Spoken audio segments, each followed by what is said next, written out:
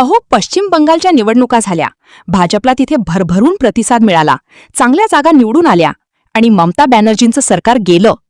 पण ममता बॅनर्जी मान्य करायला तयार नव्हत्या. कुठेतरी काहीतरी घोटाळा झालेला आहे, कुठेतरी काहीतरी गेम झालेली आहेत, असं ममता दिदी पहिल्यापासून म्हणत होत्या.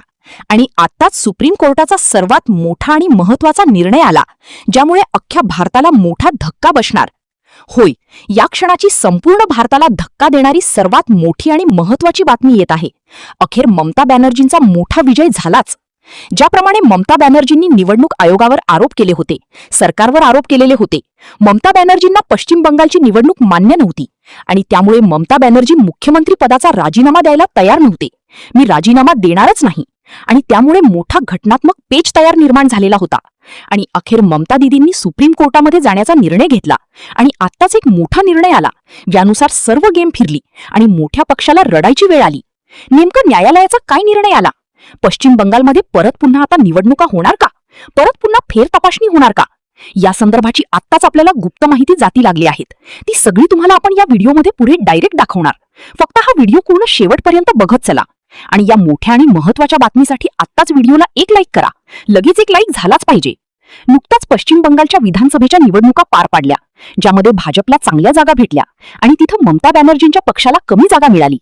यावेळी भाजपने मोठी चांगली रणनीती तयार केलेली होती, त्यामुळे भाजपला त्याचा फायदा झाला. पश्चिम बंगालमध्ये जे एक्स्ट्रा मतदान होते, जे बोगस मतदान होतं, ते कॅन्सल करण्यात आलेलं होतं आणि यामध्ये प्रमुख भूमिका होती निवडणूक आयोगाची.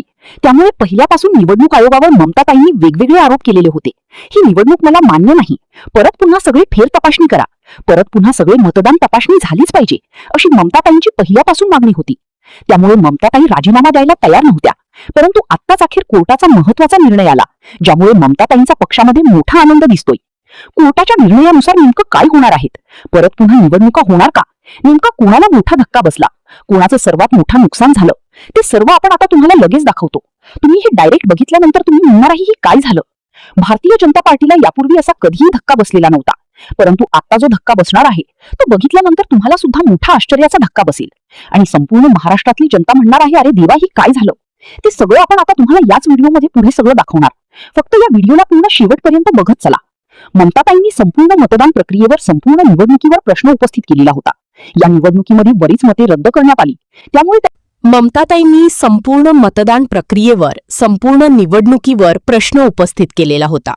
या निवडणुकीमध्ये बरेच मते रद्द करण्यात आली, त्यामुळे त्याचा फटका ममता दिदींच्या पक्षाला बसलेला होता आणि त्यामुळे संपूर्ण निवडणूक एकतर्फी झाली असं मानलं गेलं. यामध्ये भाजपाला चांगलं यश मिळालं, परंतु या यशावर, या संपूर्ण निकालावर ममता बॅनर्जी नाराज होते आणि त्या म्हणाल्या की मी राजीनामा देणार नाही, मुख्यमंत्री पदाचा राजीनामा मी कधीही देणार नाही, मला ही संपूर्ण निवडणूक मान्य नाही, राजीनामा मी देण्याचा प्रश्नच निर्माण होत नाही, असं ठाम मत ममता बॅनर्जी यांचं होतं. परंतु संविधानिक दृष्ट्या आणि घटनेनुसार प्रत्येक विधानसभेचा कार्यकाळ हा 5 वर्ष असतो. त्यामुळे विधानसभेच्या कार्यकाळ संपल्यामुळे मागील विधानसभेतील सरकार बरखास्त झालेला आहे, त्यांचा कालावधी संपलेला आहे. त्यामुळे आता या पंचवार्षिकसाठी नवीन सरकारला परत पुन्हा बहुमत सिद्ध करावा लागेल पश्चिम बंगालच्या विधानसभेमध्ये आणि जो पक्ष पूर्ण बहुमत सिद्ध करेल त्या पक्षाचा नेता हा मुख्यमंत्री पदावर बसणार. या संविधानाच्या अटीनुसार ममता बॅनर्जींनी राजीनामा जरी नाही दिला तरी संविधानिकदृष्ट्या त्यांचा कार्यकाळ संपलेला आहे. त्यामुळे जर त्यांना पुन्हा मुख्यमंत्री व्हायचं असेल तर त्यांना पश्चिम बंगालच्या विधानसभेमध्ये पूर्ण बहुमत सिद्ध करावे लागेल आणि त्या परत पुन्हा मुख्यमंत्री होऊ शकतात. परंतु त्यांच्याकडे आता तितकं बहुमत नाही. जो बहुमताचा आकडा असतो तिथपर्यंत त्यांना निवडणुकीमध्ये कौल मिळालेला नाही, त्यांचे आमदार निवडून आलेले नाही. त्यामुळे ममता दिदींना परत पुन्हा मुख्यमंत्री होता येणार नाही. या निवडणुकीमध्ये भाजपाला सर्वात मोठा फायदा झाला. तसंच भाजपाचा आता 22 राज्यांमध्ये सरकार स्थापन झालेला आहे. त्यामुळे भारतातला सर्वात मोठा पक्ष म्हणजे भारतीय जनता पार्टी.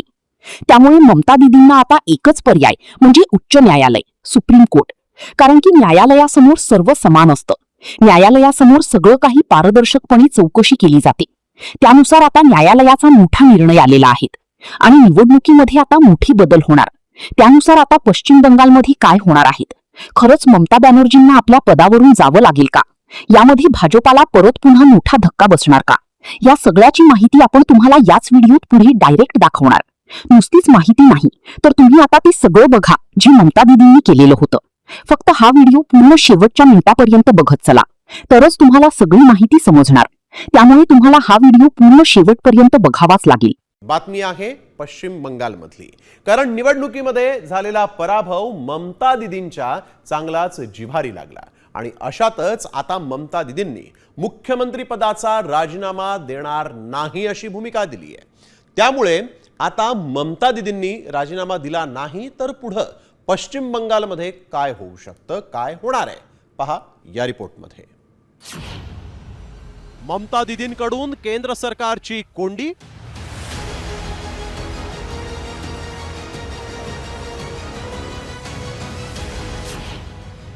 राजीनामा न दिल्यानं संघर्ष वाढणार.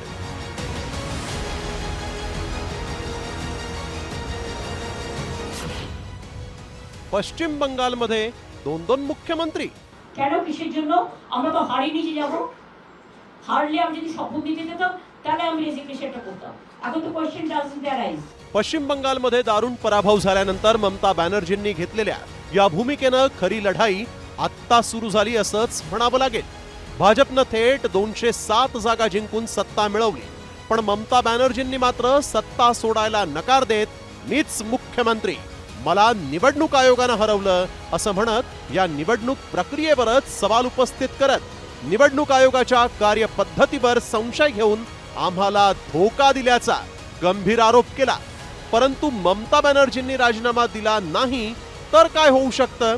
ज्या पक्षानं बहुमत गमावलं आणि तरीही मुख्यमंत्री राजीनामा देत नसतील तर राज्यपाल मुख्यमंत्र्यांना विधानसभेमध्ये बहुमत सिद्ध करण्यास सांगू शकतात.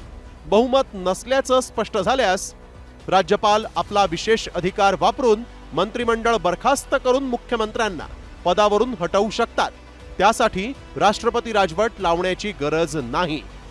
निवडणुकीमध्ये पराभव झाल्यानंतर राजीनामा देणं ही एक राजकीय परंपरा आणि नैतिक जबाबदारी मानली जाते. पण या निवडणूक प्रक्रियेत SIRच्या माध्यमातून मतदारांना मतदानापासून वंचित ठेवल्यानं नैतिकता मातीमोल झाल्यामुळे राजीनामा न देण्याचा ममता बॅनर्जींचा हा निर्णय जाहीर झालाय. परंतु यामुळे कायदेशीर पेचात हे प्रकरण अडकणार नाही हेही निश्चित आहे.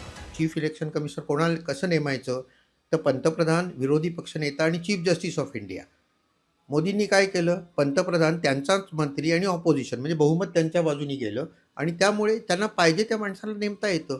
मग त्या माणसावर विश्वास राहत नाही की माझ्या मते ममतांनी आत्ता राजीनामा द्यायला पाहिजे होता, त्यांनी तो दिला नाही आहे. विधानसभेची मुदत कधी संपते तर ती उद्याच संपते आहे 7 तारखेला.